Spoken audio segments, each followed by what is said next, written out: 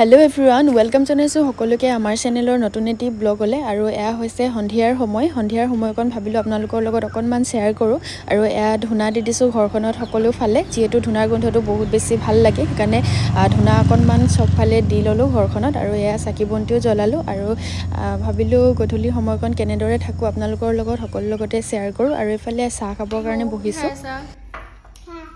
চাও কি খাইছা দেখাই দিও Bibisa, sao cái này cái loại khoa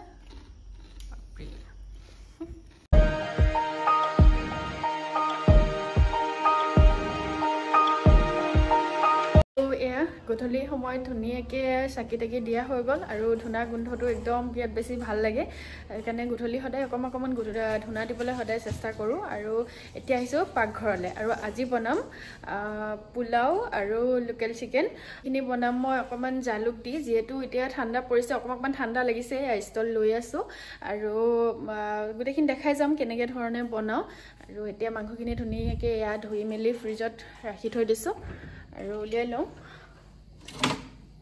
এয়া চিকেন এখিনি এতিয়া ধুনীয়াকে বনাম আৰু আপোনালোকে সকলো ভিডিওটো হেখলৈকে চাই থাকিব কেনেকে ধৰণে বনাও মই অকমান দেখাবলৈ চেষ্টা কৰিম গুটেখিনি আৰু এয়া সব পিয়াজ মানে এখিনি মই কাটি থৈ দিছো আৰু এতিয়া সৰুকে এতিয়া সৰু কৰি লওঁ আৰু গুটেখিনি ৰেডি কৰি লওঁ তাৰ পিছত একদম ডাইৰেক্ট বনোৱাখিনি দেখাম আৰু হে চাই থাকিব সকলোৱে প্ৰথমতে পিয়াজখিনি কাটি লৈছো নেকি সৰুকে কাটি একদম সিম্পল ষ্টাইলত মানে বনাম আৰু একেবাৰে সহজকে মানে বেছি মানে হেৰি কৰি নাথাকো একদম সোনকালে হোৱাকে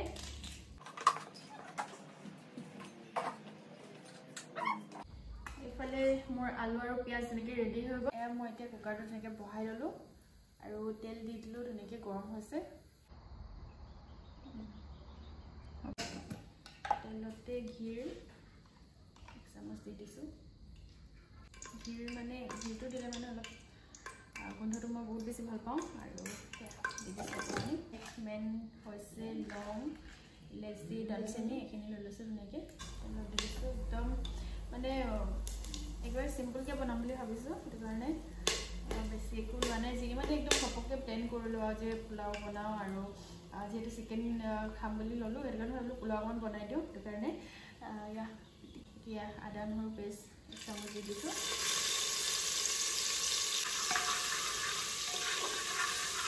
এইখিনিতে কেঁচা মানে আদা নহৰু পেষ্টৰ মানে কেঁচা গুণটো গ'ল আৰু তাৰপাছতে এতিয়া মই দিছো বিলাহী বেলেগ একো ভেজিটেবল নাই এতিয়া মোৰ লগত সেইকাৰণে যিটো আছে সেইটো একদম পটাপট বনাইছো আৰু সৰুকে পিঁয়াজ কাটি থৈছিলো এইখিনি অকণমান দি দিওঁ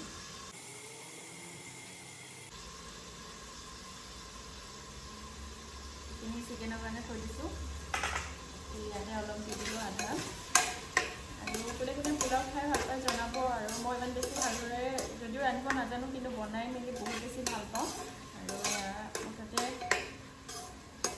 বনাইছোঁ আৰু সকলোৱে খাই ভালো পায় বাৰু আমাৰ ঘৰত এতিয়া অকণমান গলিবৰ কাৰণে এইফালে এইখিনি ধুনীয়াকৈ গলি গ'ল আৰু এতিয়া মই চাউলখিনি ধুনীয়াকৈ ধুই মেলি থৈ দিছিলোঁ আৰু এতিয়া এইখিনি গোটেইখিনি দি দিওঁ ইয়াতে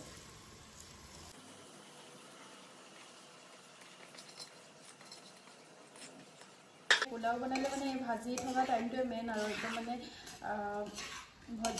ভাজটো ধুনীয়াকৈ খালে মানে একদম পোলাওটো একদম পাৰফেক্ট হয় আৰু লগতে পানীৰ জোখটো মেইন পানীটো একদম জোখমতে দিলে ধুনীয়াকৈ পোলাওটো এটা এটাকৈ হয় আৰু এয়া মই ধুনীয়াকৈ অকণমান সময় এতিয়া ভাজি থাকিম আৰু অকণমান এতিয়া ভাজি হোৱাৰ পাছতে অকণমান চেনি এড কৰি মই একদম মিঠা পোলাও খাই বহুত বেছি ভাল পাওঁ সেইটো কাৰণে অকণমান মিঠা কাৰণে চেনি অকণমান দি দিম বাকী এনেকৈ একদম চিম্পলকৈ ৰান্ধিছোঁ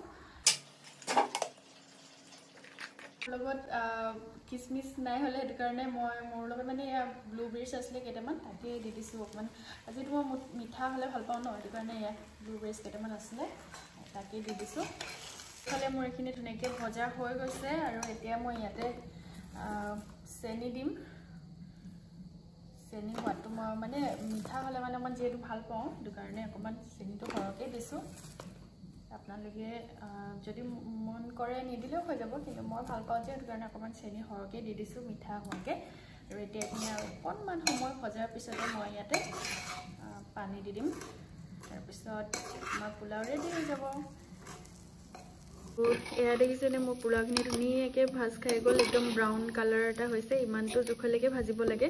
আৰু ইফালে ধুনীয়াকৈ ভজা হৈ গৈছে। আৰু এতিয়া মই ইয়াতে পানী দিব পৰা হৈ গ'ল। এয়া পানী দি দিব লাগিব ইয়াতে। একদম একেবাৰতে পানীটো সৰহকৈ দি নিদিব, নহ'লে মানে পানী একদম বেছি হৈ যাব। অকণমান চাই চাই ল'ব গোটেইখিনি ভাতখিনি লৰাই মেলি। কেনেবাকৈ আকৌ সৰহ হৈ গ'লে মানে আৰু চাউলটো এটা এটা নহ'বগৈ আৰু। এতিয়া মই আৰু অকণমান পানী লাগিব, এইটো ধুনীয়াকৈ জোখত দি লওঁ। এয়া পানীটো একদম মানে চাউলটোতকৈ অকণমানহে বেছিকৈ দিছোঁ, জাষ্ট মানে চাউলখিনি ডুব যোৱাকৈ দিছোঁ। বাকী পানী দিয়া হৈ গ'ল, এতিয়া ঢাকন লগাই দিওঁ।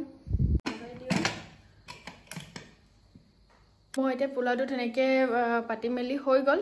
আৰু মই ভাবিছিলোঁ চিকেনটো মই বনাম, কিন্তু দীপজিতে ক'লে সি বনাম বুলি। সেইটো কাৰণে ভাবিছোঁ ঠিক আছে বনোৱা নহ'লে মই অকণমান ক্লিপটো দেখাই দিম আপোনালোকক সি কেনেকৈ ধৰণে ৰান্ধিছে। বাকী এতিয়া টিহুৰ ওচৰলৈ যাওঁ, সি কি কৰি আছে চাওঁগৈ। একদম মানে এইকেইদিন বহুত বেছি আমনি কৰি আছে। যিহেতু ডাঙৰ হৈছে ন, একদম জনা আমনি নিচিনা, মানে অকল মোক লাগে আৰু লগত। সেইটো কাৰণে এতিয়া তাৰ ওচৰলৈ যাওঁ, সি কি কৰি আছে চাওঁগৈ। কি কৰিছা? এইপিনে আকৌ চুমু দিদি চবকে ট্ৰেইন চাই ফোন চাই একদম মানে দুষ্ট, কথা নুশুনে। ট্ৰেইন চাই চাই ন একদম মানে আঁঠুৱাৰ ভিতৰত সোমালেই দেই। একদম গধূলিতে আঁঠুৱাটো তৰি দিব লাগে বুলি ধৰে। আৰু টিহু এইপিনে চোৱা, হাই কৈ দিয়া চবকে। চুমু দাদি দিয়া চবকে। মামাম খালা নাই তুমি? খালা? চোলাত গোটেই মামাম লাগি আছে ন? লেতেৰা ল'ৰা ন এইটো, হয় নাই?